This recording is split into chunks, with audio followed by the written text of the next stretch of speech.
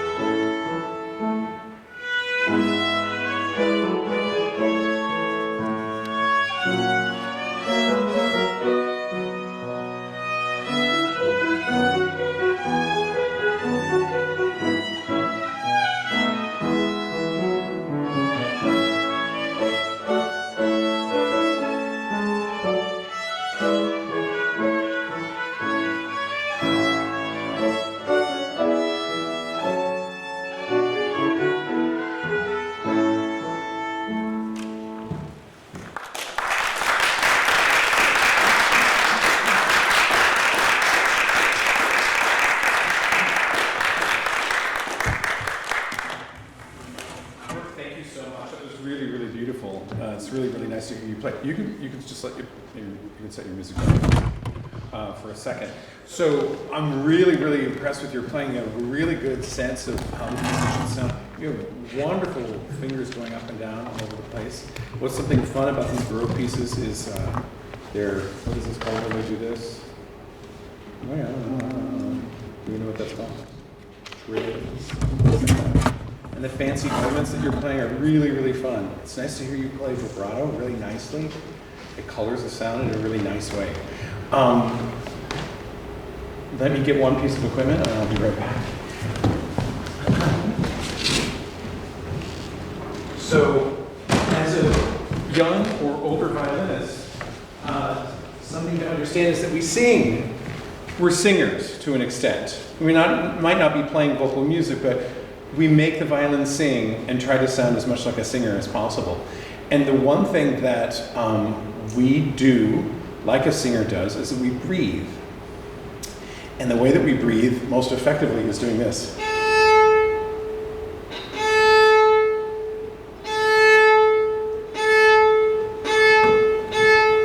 Sometimes they can be big breaths, and sometimes they can be really small.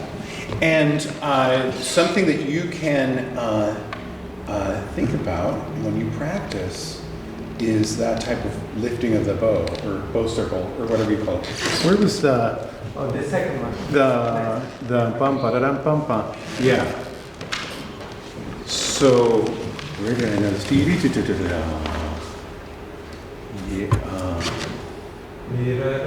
The second one. Yeah. So.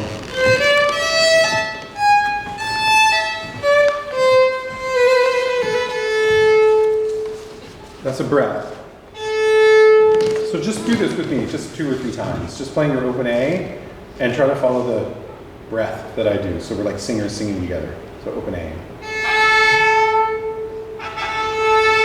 So what I'm hearing is a little bit of a, like there's a catch in your throat. You have to make sure that when you breathe that it's easy and natural. So.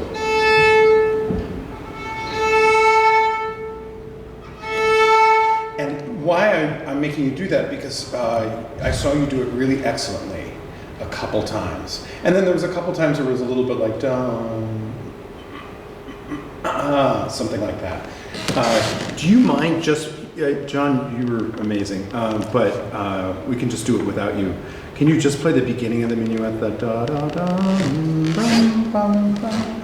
And think about, I'm lifting my bow and there's a breath that happens when I do that. Can you just try that?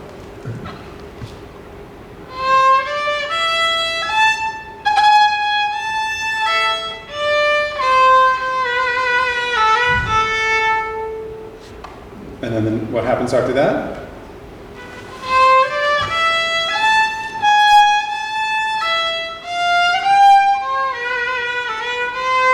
Good. And that's also, you're telling the orchestra that you're working with when you should come in. So, John, do you know where we were?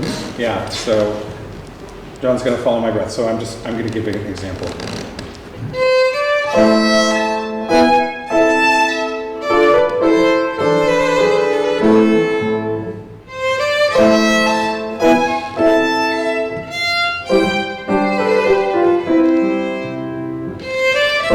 Or I could do something else.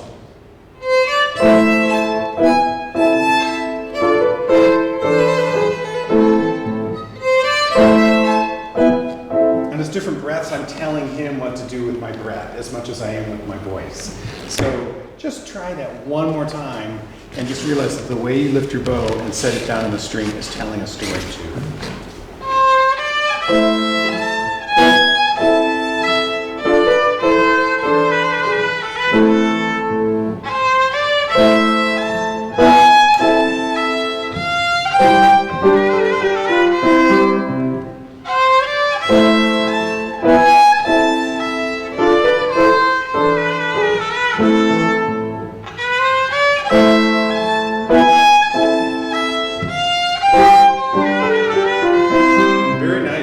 Very nice. So immediately he understood what you were trying to sing, and I think it's clear for all of us too. So like I said, all of this really, really fancy and very refined. I'm very impressed with how you're placing your fingers around. And one thing that you can think about is when your bow leaves the string, it's saying something, even when you're not hearing something on your violin. So, yeah, Brooke, very good job.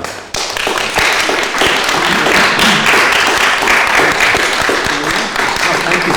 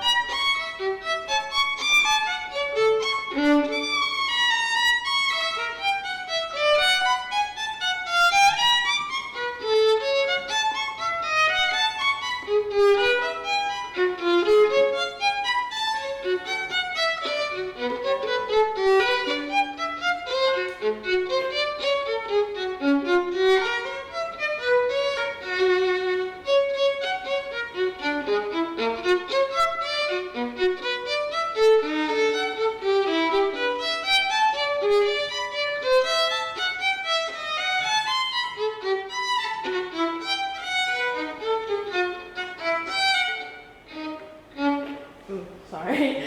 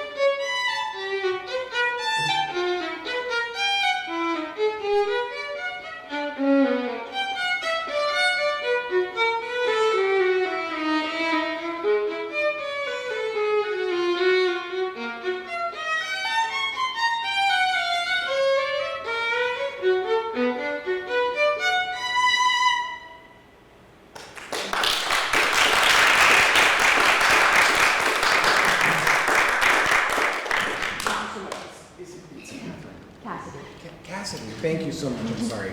I just got off the boat, so I'm a little bit jet lagged. It's so wonderful to hear you play. And so, can I just see this? Yeah. Of course.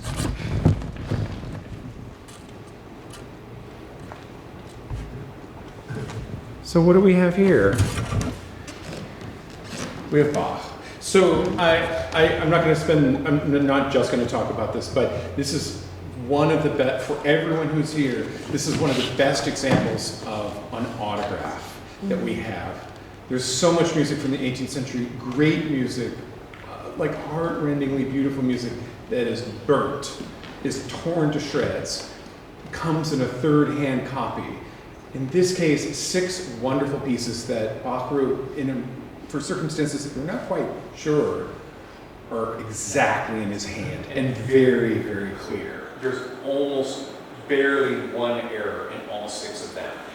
The slurs are very clearly delineated. The pagination is a little bit weird, like in this case, but it's about as good a source for the violinist or the violist to say, what is it that Bach's trying to tell me?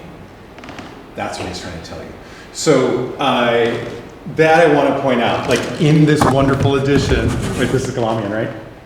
Yeah, there's every single one of the notes that Bach wrote. And I think that's really important. I think the more you look at what they wrote, the more you can try to get into their mindset. And I'll try to point out some things that are important about that. But turn back to what you're prepared to play from. I'm not going to force you to pick it off. Stand ready right now on the spot. What is a corrente? Is it a dance? Okay, so technically speaking, by Bach's years, the corrente, not the courante, which is a French dance, which we'll see. No, I can't remember if we're doing a courante or not.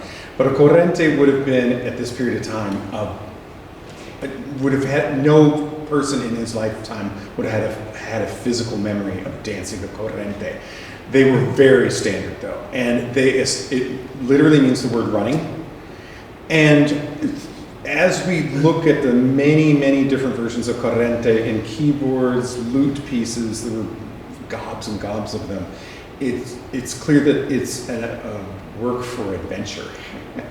It's not just running, but it's like running in strange places, or possibly strange rhythms are used. In this case, the rhythms are not particularly adventuresome, are they? It's you're playing eighth notes the whole time. Mm-hmm.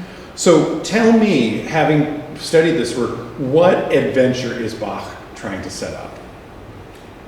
What is adventuresome? What is, like, violinist hero goes out on stage and the adventure that you're set out to perform is what? Is it just playing really fast? This is really fast. So it's not just fast, it is what? What comes to your mind? And there's not one answer. It's more, I think, emotional. There's a lot of like physical ups and downs. Physical ups and downs meaning like range. Like you go over 3 strings very frequently, to an extent that many instruments can't do that. Like, you know, they do exist in Bach, right? But that's a little too adventuresome for a keyboard piece all over the place. Wind players would never do that. It would be like, no, under pain of death, are you going to make me play something like that? And I have a good example of that also. So it's basically the adventure of how can I cross strings so well that it becomes kind of its own adventure, you know? So give me an example of, the second bar. Just play that slur.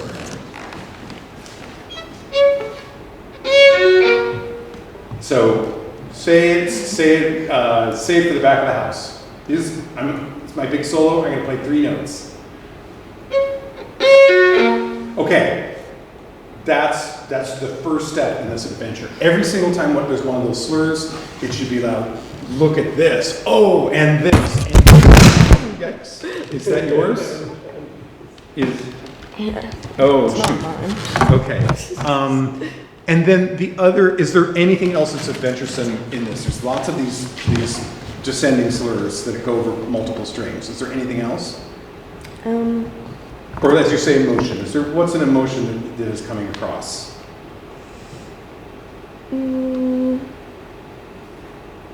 I think the emotion is kind of exciting and... What do you think is in the notes that's making it exciting? So slurs going over 3 strings. It seems like I keep doing on this, but so that's one thing. But there's another element that's really present in this. What is? Is it the contrast between that notes and the legato? Well, so this is legato, right? Right, it's a slur. So what's another musical element that's very, it's all through this piece? We'll play this first time.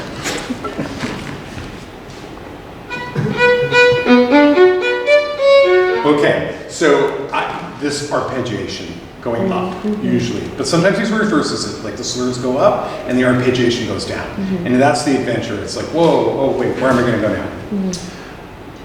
So, I mean, I'm holding this person's bow, and thank you so much, but I'd rather hold the bow that I had in my hand. Where did it go? Yeah, you put your bow back up there. Oh, goodness gracious. And the repertoire of bow strokes that something like this is going to be a little bit different. I know the tour model bow. It can basically do everything. I think you can explore the excitement of...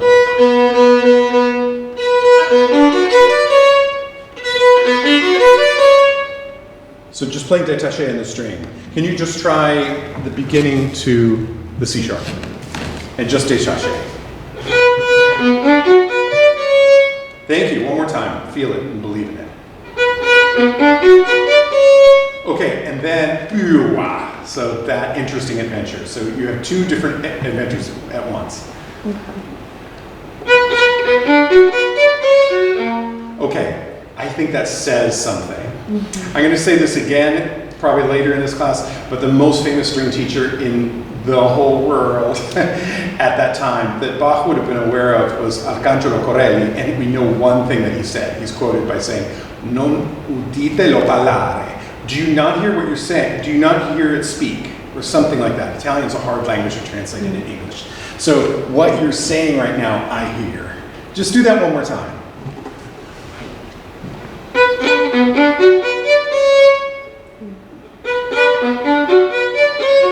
Try it again with more, just more détaché, like.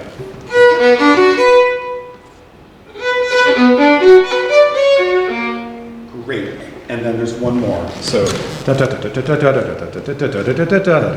you try that? Not that fast, obviously.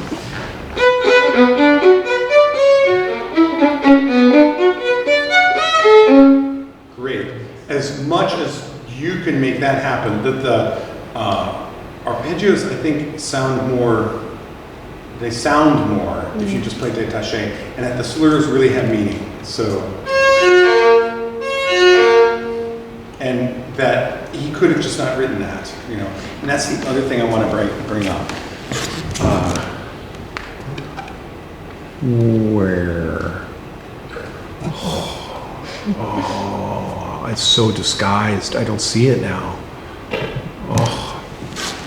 Do you need another copy? No, I just need the Bach. Sorry. Yeah. Oh yeah. Dodi? Oh, goodness sakes, Mr. Glamian, we have to have a talk. I literally cannot see. 1, 2, 3, 4, 5, 6. Oh. Yeah. So could you play from there? It's very artificial. I'm putting you on the spot, but just play those notes.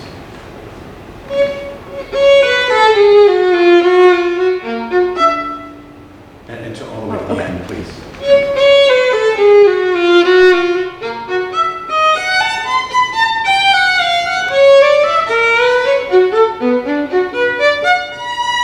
Great. Now I'm gonna make it more difficult for you. Sorry. So.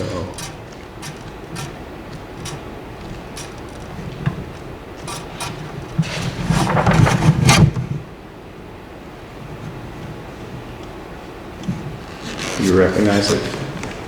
Kind of, yeah. So what do you notice already that's different? The slur goes longer. Yeah. Can you just play that slur?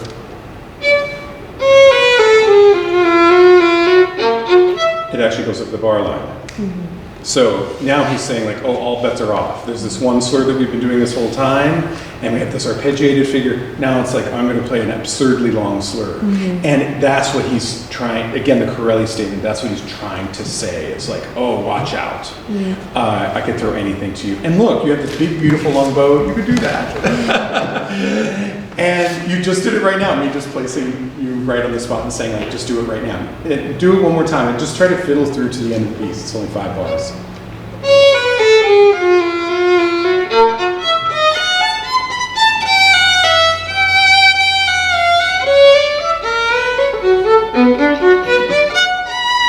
Very good. Okay, so already Bach is telling you something that you didn't know before, and all I had to do was point at the page.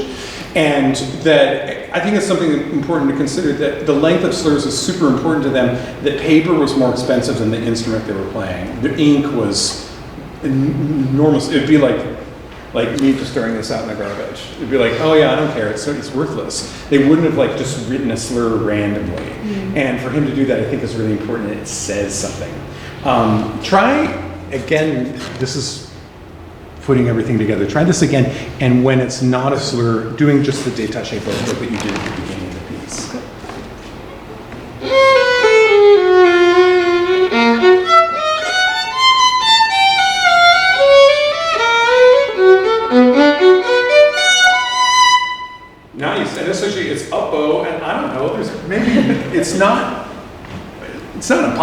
could end the piece on Anatole, you could do that. But I think it's giving you more of a range of things you could do. Could you play? Absolutely. But I think that is an essential vocabulary word that you maybe left out of this reading of the piece. That and making every one of those descending slurs really super meaningful. And again, just looking at Bach, there was a couple times where I thought like, oh, I wonder what she's looking at. And then I remember, I haven't looked at the Galamian in a long time, but yeah. I mean, unfortunately, you get things like a split bar, which is super, super awkward if you're not used to it. But if you already know the piece, and when you do, it's a little bit easier to look at this text. I could see looking at the double. Are you going to work on the double, the double, the next part? Potentially. Potentially, yeah. That, I mean, here it is, it's all on one page, you know, but it's like, whoa, that's an awful lot of notes. Very nice. So just think of the Corelli statement of, do we hear what you're trying to say?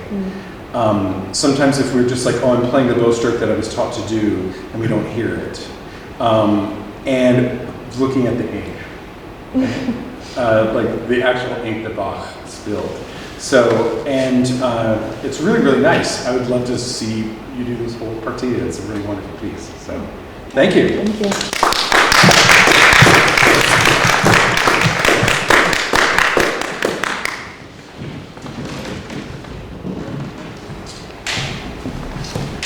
George. Yes. Great. And you want to play Chopin? Yes, I'd rather do that. Okay. Unfortunately, I only have this little tiny iPad. You're a lot younger than I am, so if you're comfortable. We'll see. Can we compare A's so that there's been a little bit of a sonic disturbance for me?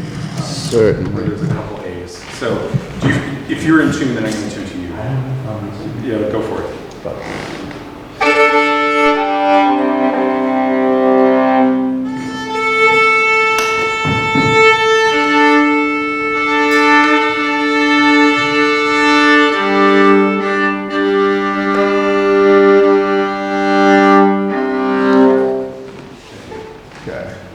Yeah, so kind of cursed that this is unfortunately is not going to be in the beautiful D minor, but actually G minor.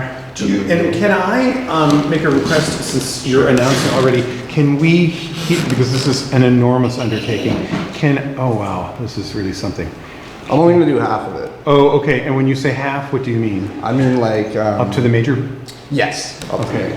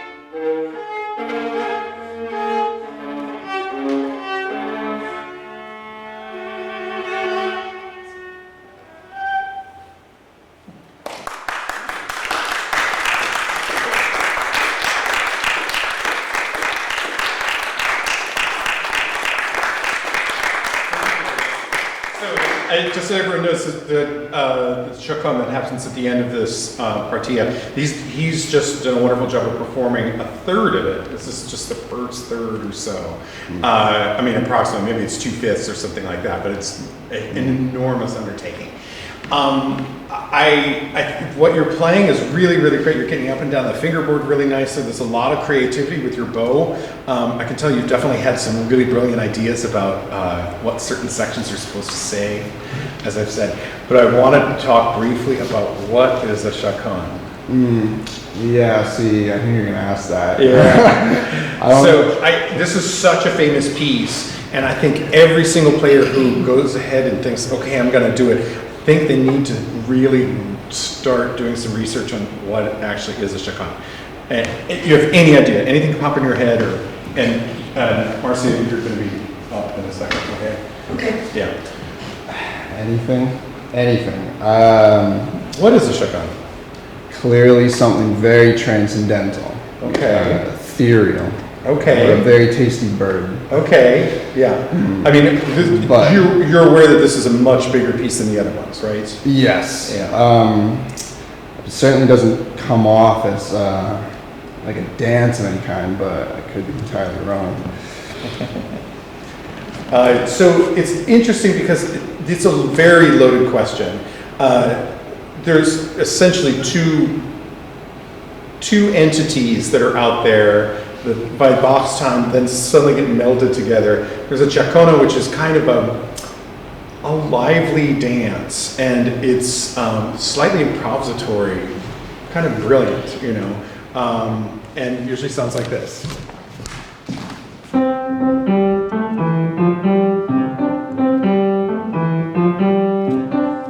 Doesn't ring a bell, right? And then there's something that we're going to see that in France became very important and was generally the end of the act.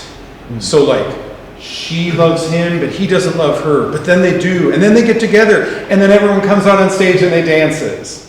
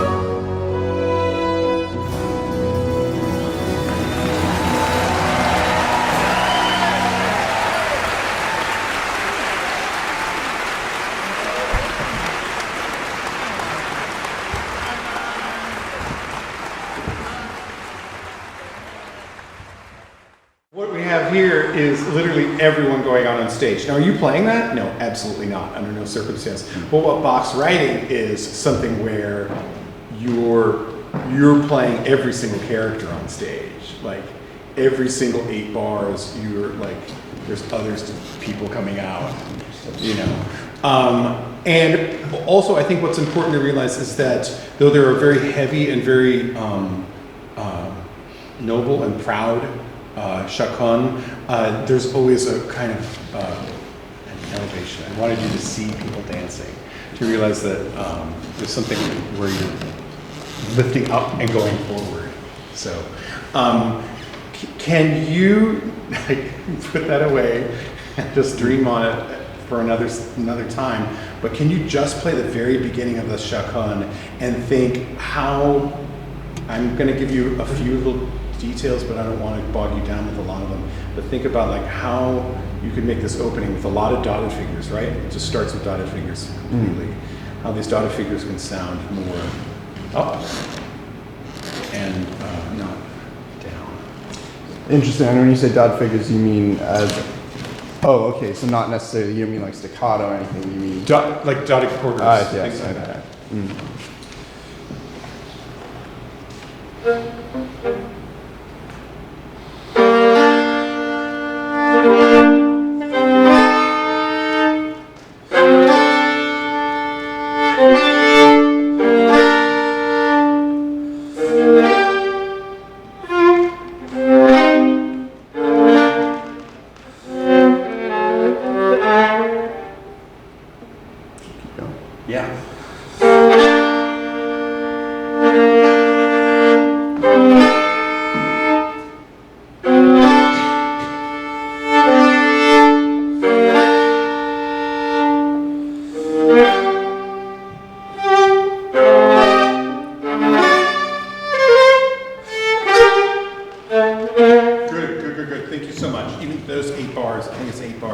Already says so much, and obviously it comes back later, right?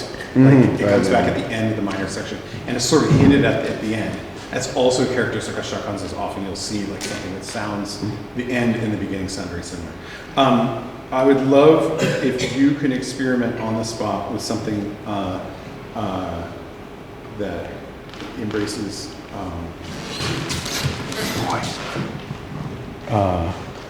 wow, look at that, that's incredible. Can you just play those 2 notes? let's see, what would that be? Bar 2. Oh yes. So just those. Just experiment with those 2 bars, two notes the way that I just played. One more time. Yeah, you're doing it. And then what happens after that is da-dee, is to the next bar. So.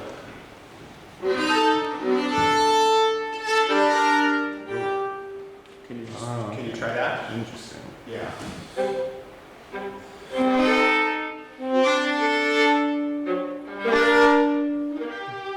Good. Can you just experiment with that one more time? I know you're like being viewed and things like that. You're really going somewhere. Okay.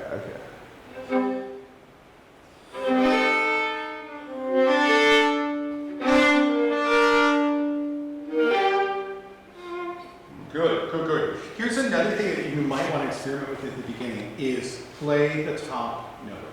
So you heard an orchestra playing right now. You're essentially, Bach is very, very challengingly writing a whole orchestra for one instrument. Can you just play the top note for the first eight bars? So don't do any of the other notes, just the top. So just gotta play one note. Okay. Oh, that's gonna be interesting. Mm-hmm. It is going to be.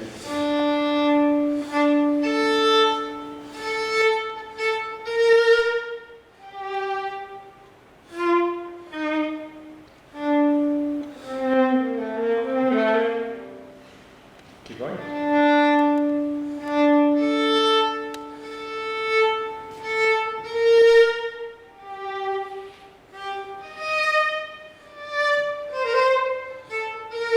Good. Okay.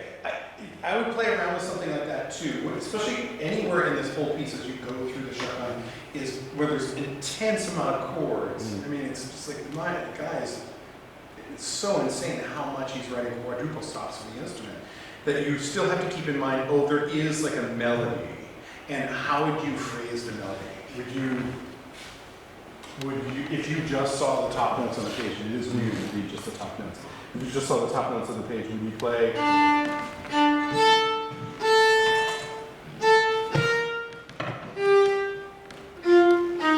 Probably not. You would probably play it more like a melody.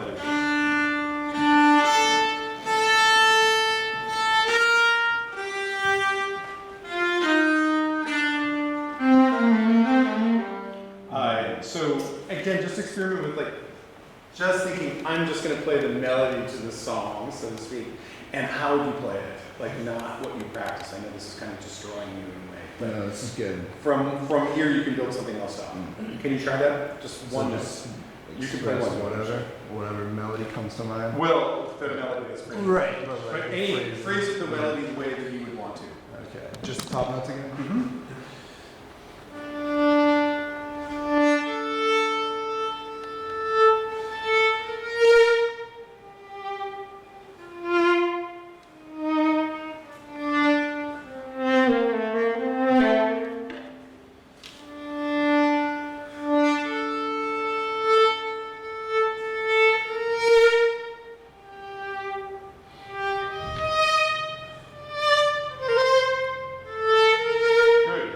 Try that one more time.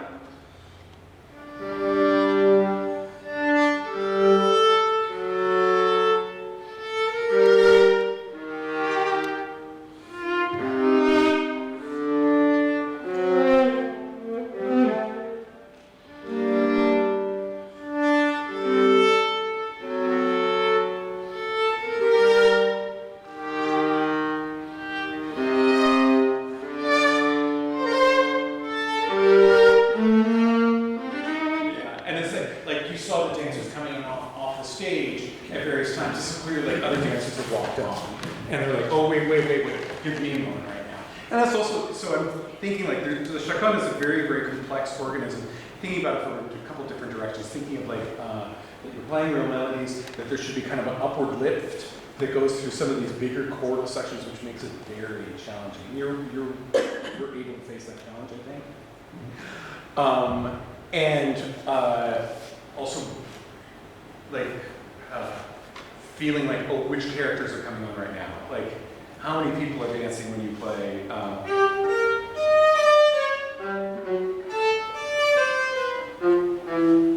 As opposed to, oh my gosh, I just don't recognize this note at all.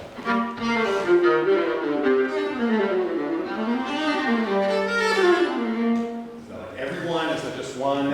And to clarify the character, because I think you have characters going on, and I just want them to be as convincing as possible. Because when you have to play the whole piece, you're going to need as much to go on as you can, because it's such an undertaking. So, George, thank you very much. Any other questions from anyone? Including people who played or people who didn't play? Can I ask a question? Sure. Yeah. How do you view the importance of hearing this kind of new traditions that are being created, hearing the live performances? Can you learn this music without going to concerts? And can you?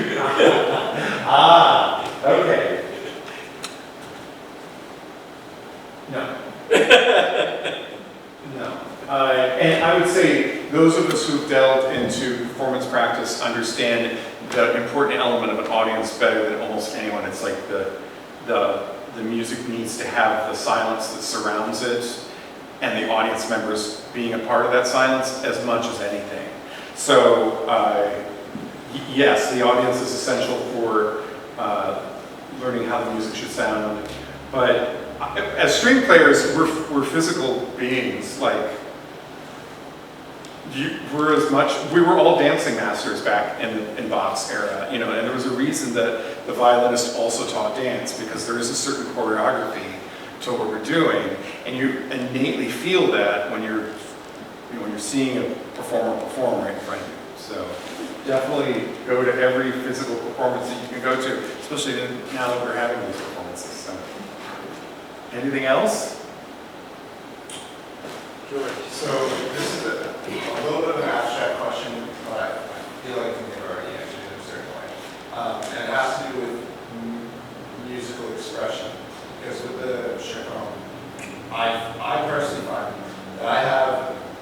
easier time sort of connecting with the music when you're in that, I guess, heavy, like arpeggiated section.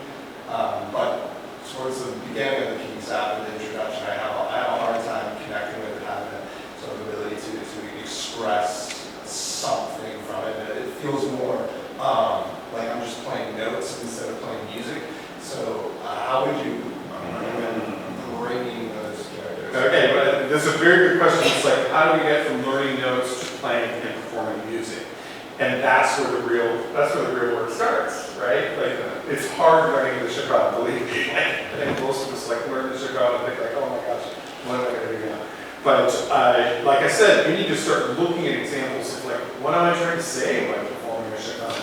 And it's like, you might look at that and be like, that doesn't say anything to me. So you look at other examples of Chicanos, or look at keyboard players play Chicanos and think like, what are they doing when they're going up and down the keyboard? And start again, enjoying performances, like, what is it that each performance is actually trying to say? And if it's not saying anything, you're like, well, okay, I need something that really speaks to me. And that's why I said for the Chacon, maybe for the Corrente too, you try to envision some type of choreography. I mean, not actual footwork, but like, is it a very big person who's going out on stage right now? Is it like a very extroverted moment, or is it a very introverted moment? And then really, you should commit every 8 bars of your solo to what that means. Like, this is the moment where this person comes out.